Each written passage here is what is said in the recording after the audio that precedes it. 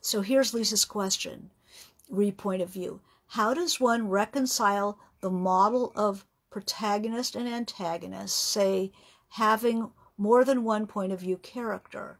Put another way, is the point of view character expected to be the protagonist? The protagonist is the person who changes. So not all point of view characters will be the protagonist. Sometimes there will be a hidden protagonist who is the one who changes. And we've talked about that, like the father in Mary Poppins is the character who changes. So he's the hidden protagonist, even though the story front and center is the children. They are not, in the mechanics of storytelling, they are not actually the protagonists because they're just kids. They don't change. They're still kids. Mary Poppins is the antagonist. She doesn't change either. So if you have a story with more than one point of view character, a braided story, or as we're going to talk about, a convergent story where you have a couple of people and then they come together, protagonist is the one who changes, and the protagonist is the one whose story will go all the way through to the end. So in, say, who is the protagonist of Anna Karenina? Well, who is the last story to be wrapped up? Anna Karenina dies before the end of the story. But Levin, who is sort of the Tolstoy stand-in, the end of his story is the end of, as his story wraps up, as his change is highlighted, that is the end of Anna Karenina. So he is the protagonist. You might have many more than one point of view character. You know, you might have, Poisonwood Bible has 7 point of view characters, but only one of them is the protagonist. And that, you see that as it goes along. You know, an Elroy novel, he'll create a ton of point of view characters, and one by one their stories, they drop off, or their stories peel off until you see who the central character is, who the protagonist is. So yes, absolutely, you can have more than one POV character. Now, how does one reconcile the model of protagonist plus antagonist?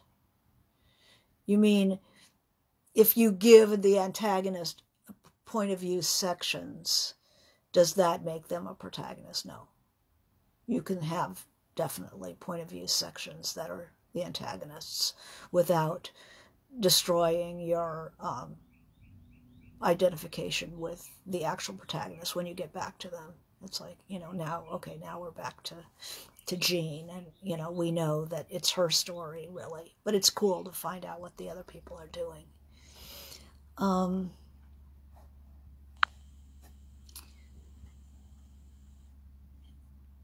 Okay, then the convergence story. That's, I just read Dog Soldiers by Robert Stone. A book I recommend to everyone. I use Stone all the time. He is one of my great favorite writers. And this is like a drug deal gone bad, and then getting worse and getting worse. And so it's about, they think of it as a Vietnam War story, but it's a Vietnam era story. It's America and what Vietnam and the mindset of the times has done to Americans. And it's a thriller as well. So it's a drug deal gone bad, and it is great literature. And I just loved it so much, I decided to read Children of Light, which is a biography of Stone by Madison Smart Bell, who is a wonderful novelist of all on his own, and he has done. He's also written biographies, but he's a novelist, and he takes his. He does deal with the work as well as the life. So you can see kind of where from the life certain aspects of the novels, where episodes come from and stuff, which is fun. But he also addresses just how does he write? How does he write what he writes? I mean, Madison Smart Bell has written, it looks like 20 books. He is a remarkable writer in himself, and he has decided to take that time and write a biography of Stone, who was a fascinating person.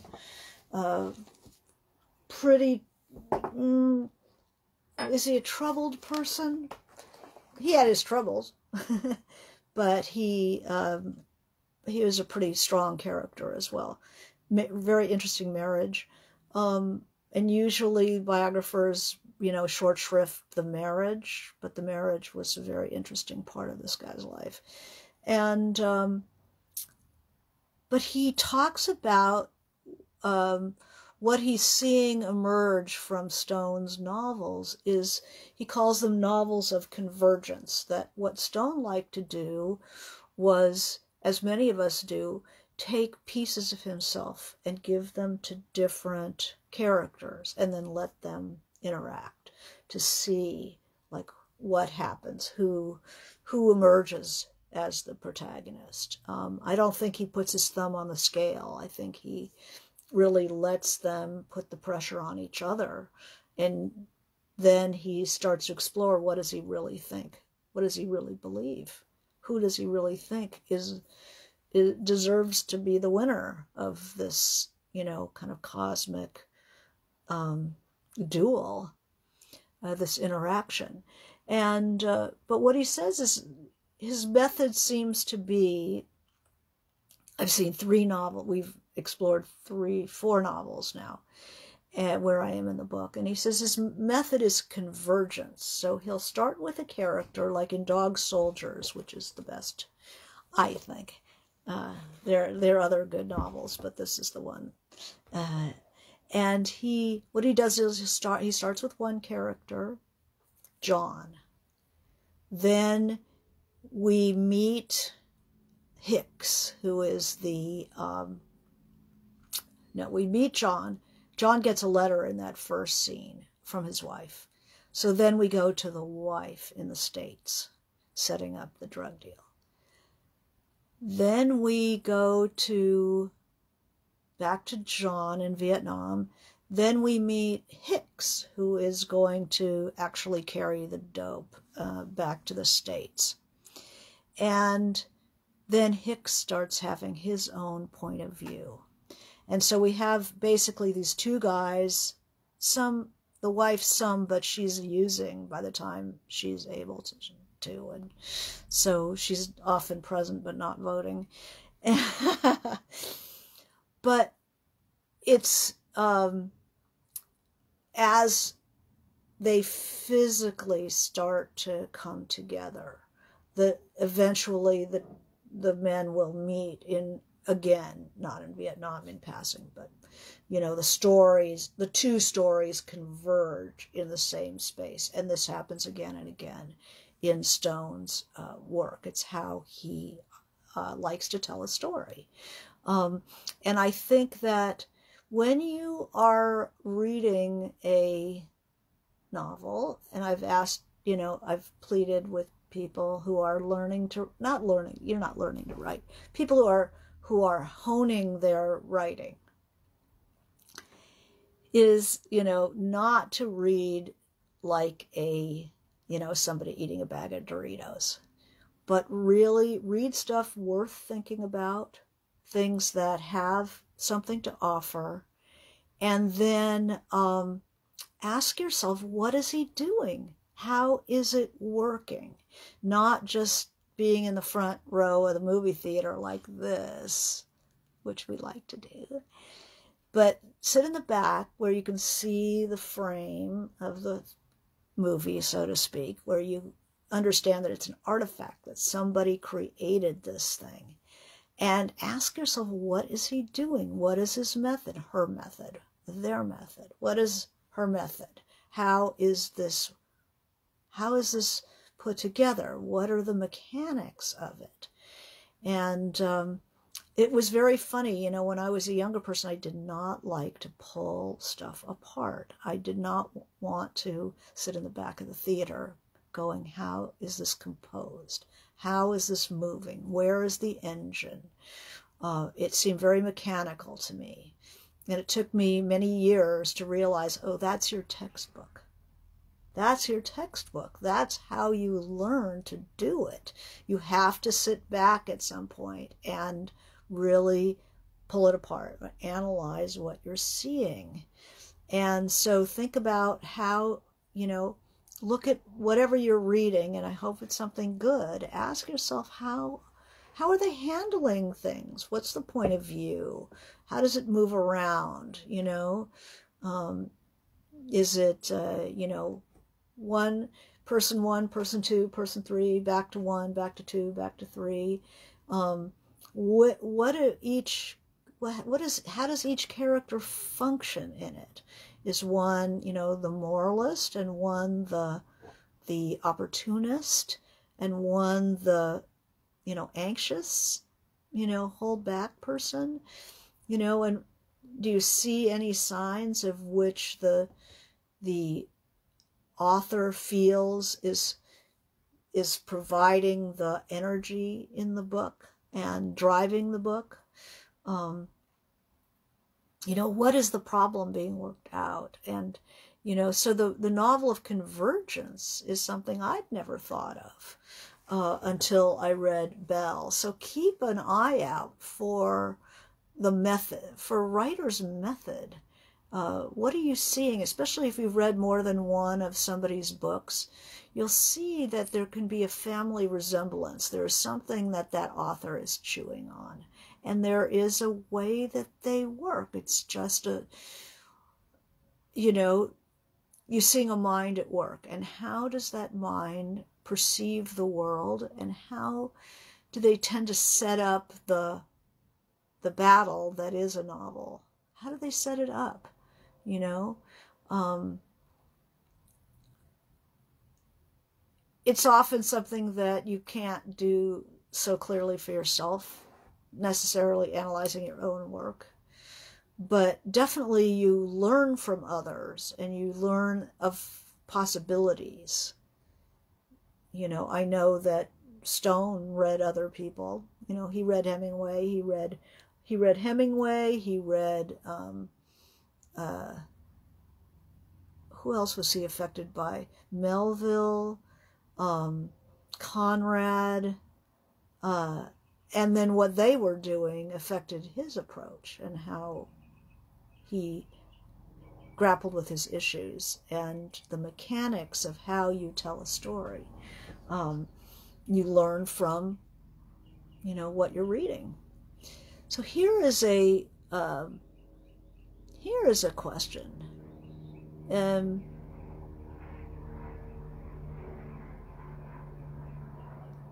Llewellyn asks, okay, revelation, which is better, dialogue or internal thoughts?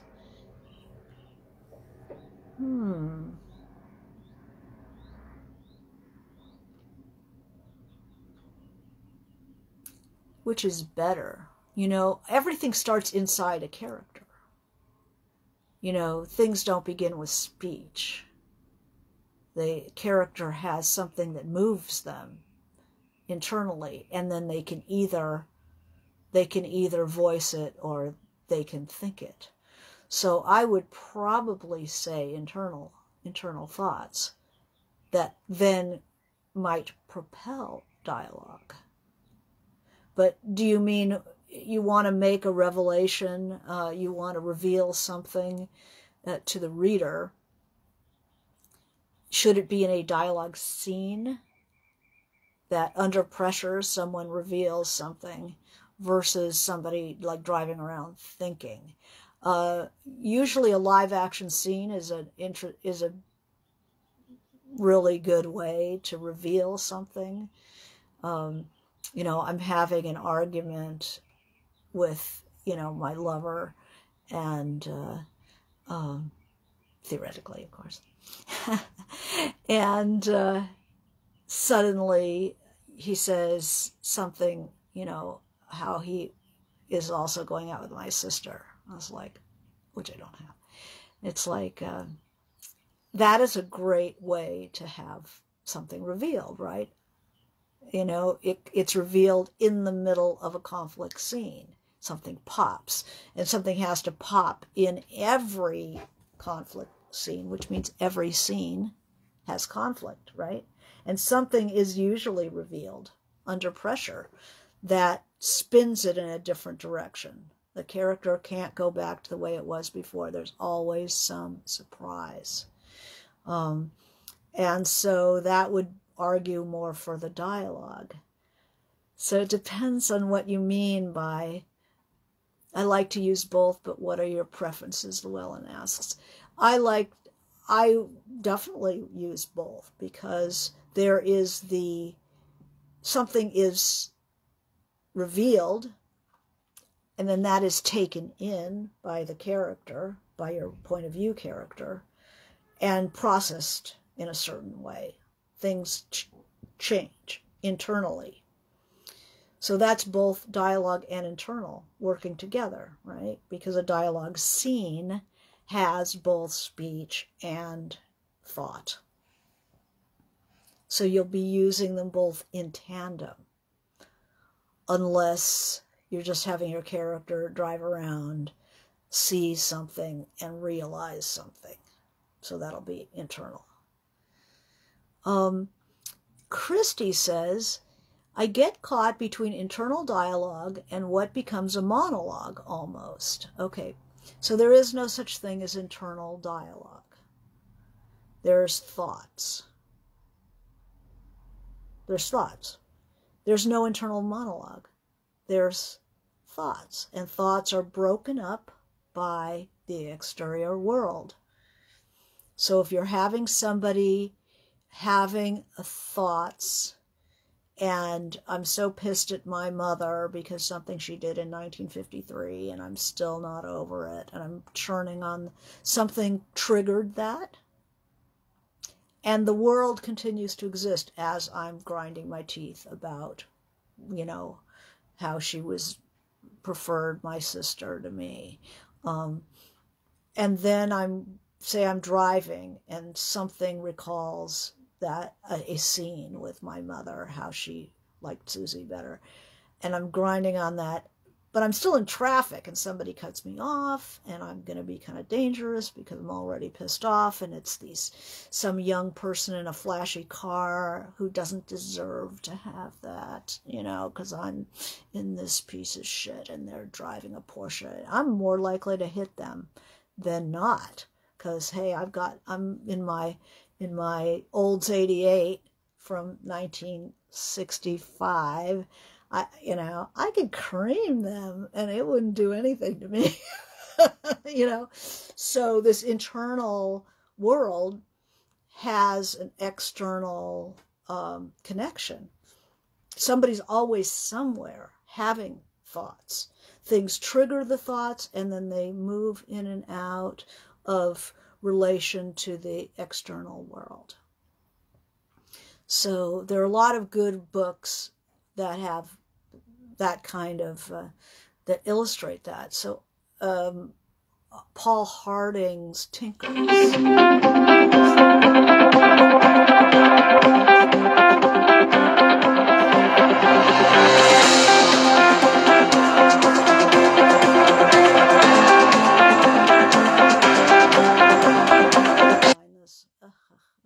I'll have to get that one later. It's so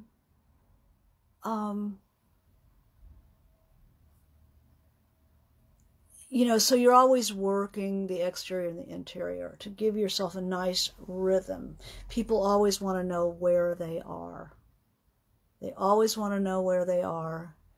I saw 2 questions above from Jeffrey and me, Lisa says. So let me look up and see if I can see the 2 questions. Oh, yeah, I see them. Thank you, Lisa. I hadn't seen them. So Jeffrey has a question.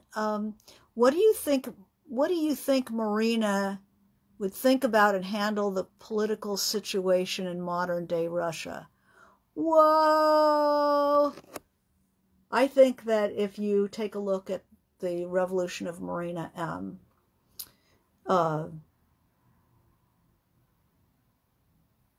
things moved a lot more slowly then. I mean, what is happening now is happening so very fast. The potential was there. It wouldn't have happened had the potential not been there. But what's happening to them is happening extremely fast. And a lot of people are hitting the exits like as fast as they can, if they can get out. But the average person now is going to be dependent very much the way she was back then on rumor, on, somebody knows somebody who has a VPN, who's able to get onto the internet and out into the world and get information.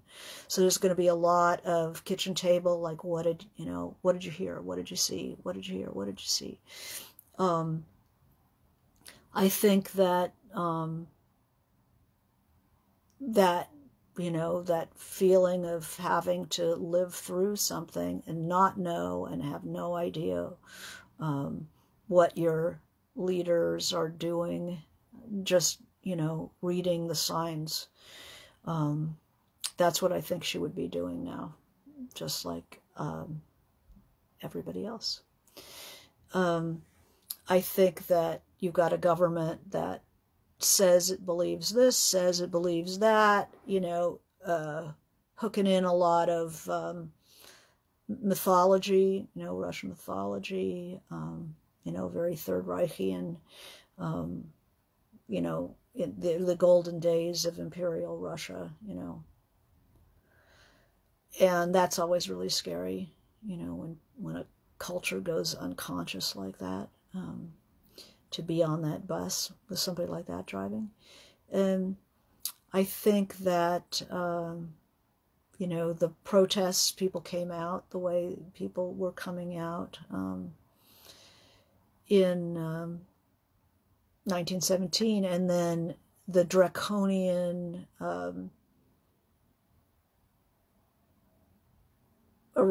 saying that to even say war, to even stand there with a blank paper, shutting down all of the independent news organizations. I mean, that happened so quickly. And no apologies, no excuses, just we're doing it because we want to do it. And there you go. I think that people are really trapped, and it's going to be very scary. And they're just waiting and hanging on any scrap of news. The other thing that Marina would do, just like she has a boyfriend who is an officer in the army before the revolution, she didn't know what was going to happen. He said, watch the soldiers. Watch the soldiers. When the soldiers start walking away from the war, when they turn on their officers, when they refuse to fire on the people, then you're going to see something. So she would be watching the soldiers. She would be listening to people who have sons in the military. What's going on? What are the soldiers doing? What are they thinking? That's what I think. So Lisa asks, how do you arrive at titles for your works? To what extent must the title be readily identifiable with theme? That is a super question. Okay, titles. You either get your title at the very beginning, you know it, like when it's still a 3-page short story, you have the title, or you get it at the end. Once you have a crummy working title, usually. And then it's like, that's not going to cut it. That is not a good title. And I've got to find a good title. And there are all kinds of ways of doing titles. You don't want them to be too on the nose. You want a little bit of mystery, just like a poem. You want it to be more like a poem than horse racing. And it's about horse racing. It's like, can't you do better than that? So you want it to be thematically related to your book, but you don't want to be too on the nose.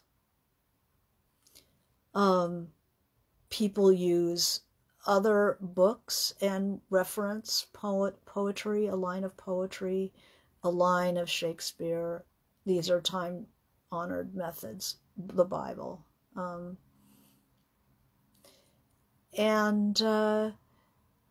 Titles should be readily identifiable with the theme. Not readily. It should have a mystery to it.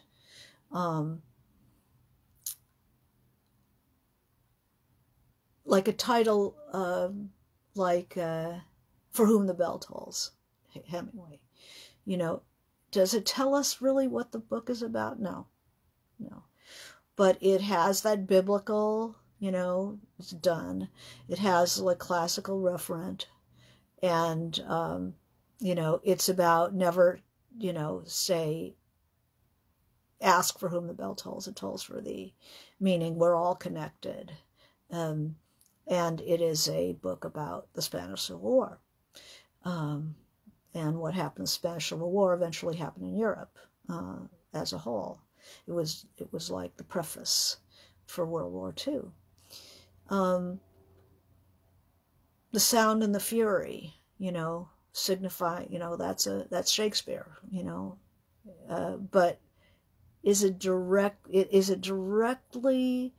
applicable to the theme, saying life is just a bunch of wind and crazy people, everything's meaningless? I mean, certainly that's not what The Sound and the Fury intends, but it is setting up a feeling, it sets up a feeling more. It sets up an expectation in the reader that then you can play around with.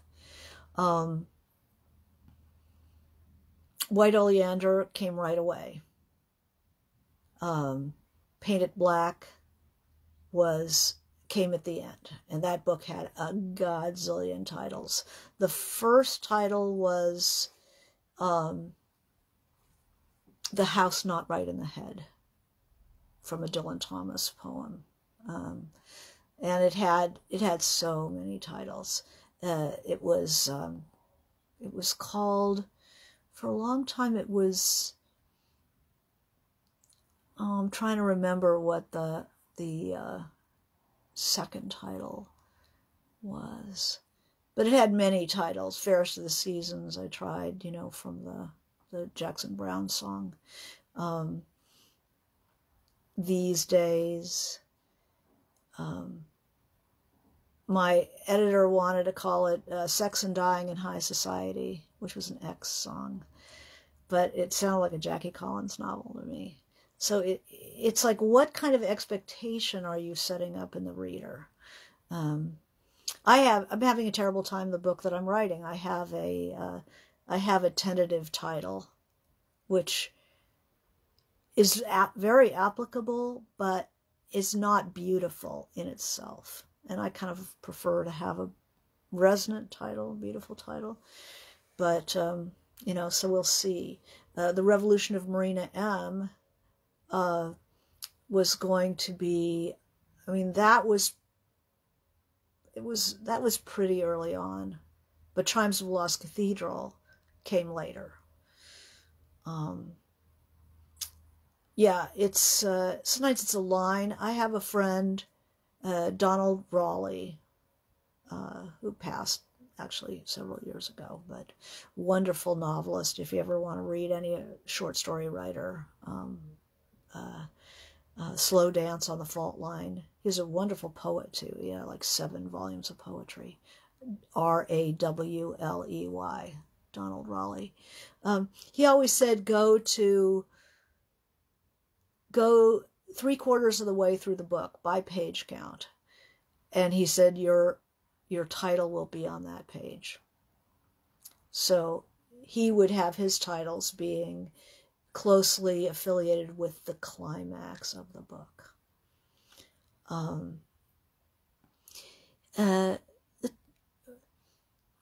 The title should be more of a perfume, more of a mood. I think setting a mood. If it's a mystery novel, it shouldn't have a name like, 3 Pecks of Apples, or it should have some kind of a mysterious word in there. Some people have ing, gerund in the title. I hate titles with gerunds. I mean, that's a personal thing.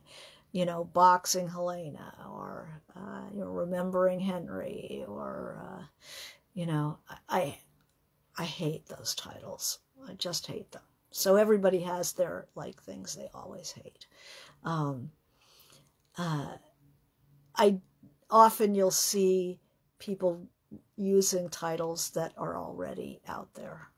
I don't care for that either. I think you should do your best to have an original title that if you look and you see maybe there's nobody out right now with that title, that's okay. Paint it black. I kind of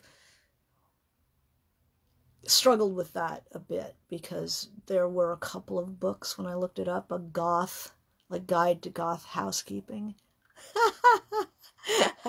and then a smaller mystery novel. And I didn't think anybody would confuse my book with theirs. So, although, I don't know, Goth Housekeeping sounds really fun. Paint it black, of course.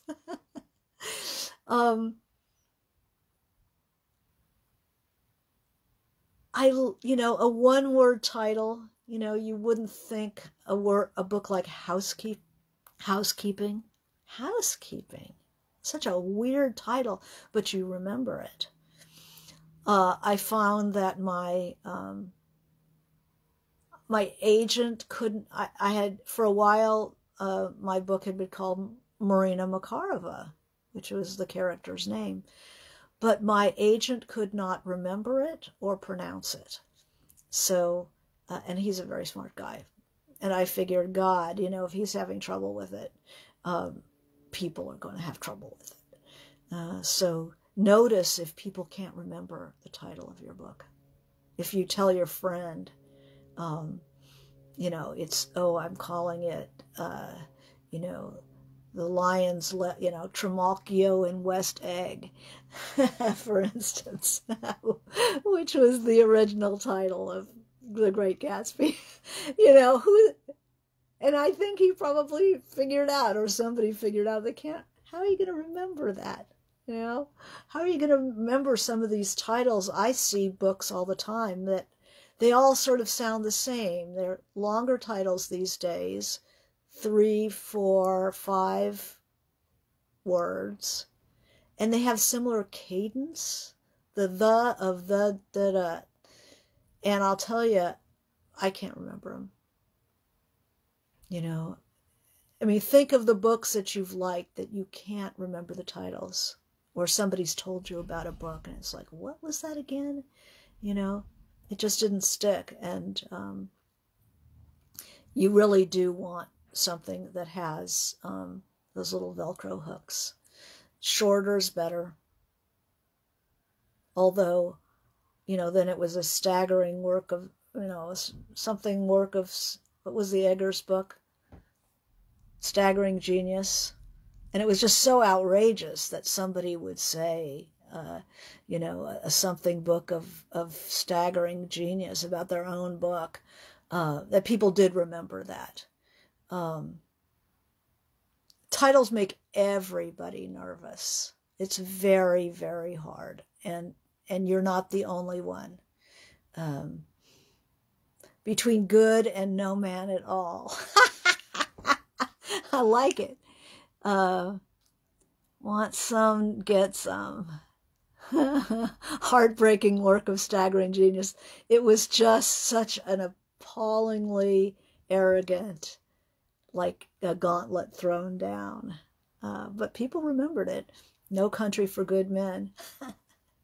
No good country for men. People remember certain people's titles. They always remember, but so you're always looking for something memorable. So notice that if you've told somebody your, notice that if you told somebody your title and they can't remember it in 2 weeks, that's not good. It's got to be something that people can remember, in my opinion, which is, grain of salt. Let's see, is there anything else I can, Running with Scissors, that's a great title. Oh yeah, the gerund problem. Look at that. Melanie says Running with Scissors. Yeah. But it's more like that boxing Helena thing. So it's the gerund in a name. I can't stand that. Did sentence workshop happen? Yeah, it did. Yeah, the sentence workshop. It's Pam is asking. I had the sentence workshop. So Point of View is coming up. May 13th, 14th, and 15th.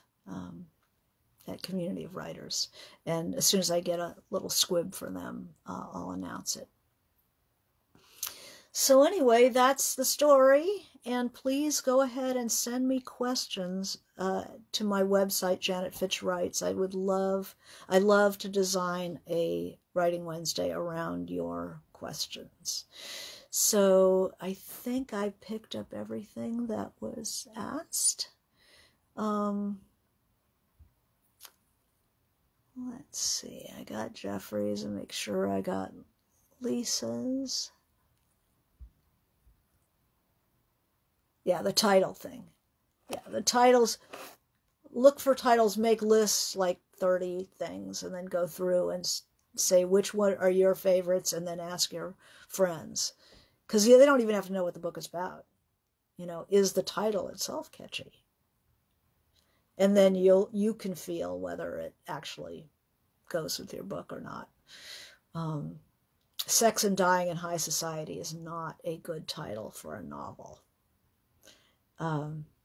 Unless it's a Jackie Collins novel. I think she's dead, but we can write it. All right. So have a good day, and we'll see you next week for Writing Wednesday. Bye.